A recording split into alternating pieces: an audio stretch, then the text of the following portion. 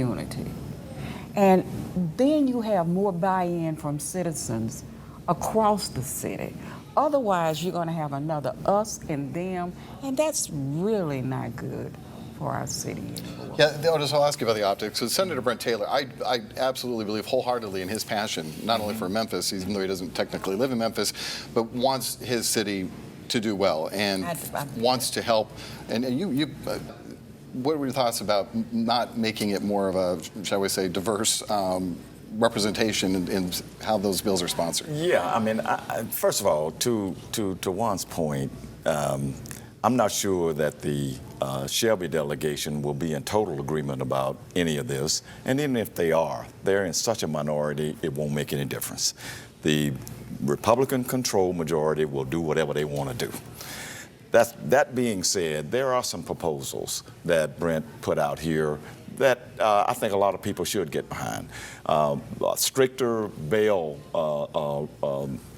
considerations, holding the prosecutors and the judges more accountable. Yeah, I didn't put that on the list, but that's an important one. But that's one. Right. And even I'm not sure about fining the parents, because a lot of these parents don't have any money. What are you going to do to them? I do think, though, that when we come to the stops, let the Justice Department, who is already here, looking into whether these stops are violating, or whether the police practices in general are violating the civil rights of people. Let the Justice Department weigh in on that before you come up with this bill. Because this bill specifically is basically saying, no, I don't care what the city council wants. We're going to do it our way. And the Justice Department has the experts. With all due respect, Brent Taylor is not an expert on criminal justice. And so I think we ought to wait on that. You know, another point you brought up, Mark, and another one that I forgot to put on the list was the problem we have with reckless driving and people doing donuts in the middle of the interstate. That's really driving people crazy, too, as we do these town hall meetings. It's out of control, and yet they cannot seize the car. Yeah, right now, and that needs to change. And I think you have a good analogy. I agree with that. Talk about the analogy that you told me in the phone. Well, I mean, once in a while I do get a vacation, and when I want a vacation, I literally will go fishing and stand in the middle of the river. And you can go to Arkansas, Tennessee.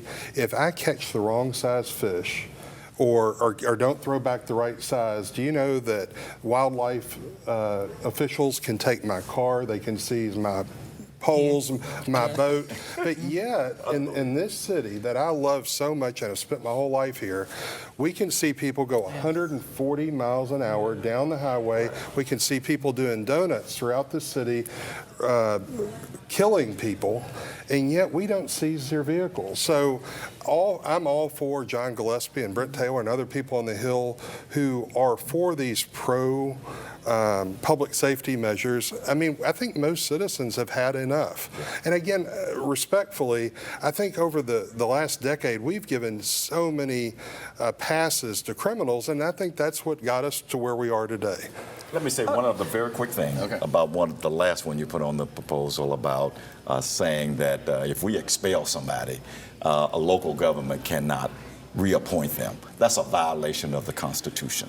The state constitution gives local governments the power to appoint anybody, even somebody who's been expelled, if they feel that there's need to be. That was just a retaliation for what happened with the two justices. Well, Tennessee's legislature has a proud history of passing things that are not constitutional, no that federal courts only overturn later. And I do agree that citizens are really tired of moving violations that endanger the lives of the public. Right. And that's where we need to place our emphasis.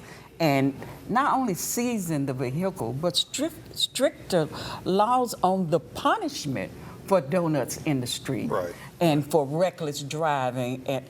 And I see it all the time.